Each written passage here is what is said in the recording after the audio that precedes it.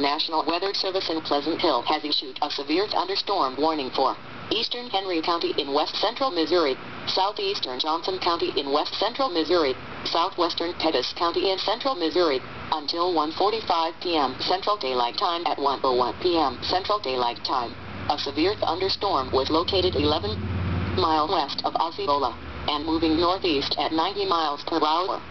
Hazard: 70 miles per hour wind gusts and penny-sized hail. Source: radar indicated. Impact: minor damage to vehicles, roofs and windows. Tree branches up to 3 inches in diameter broken.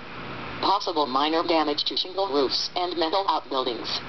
Locations impacted include Clinton, Windsor, Deepwater, Calhoun, LEETON, Green Ridge, Brownington, Cole and TIGHTWAD.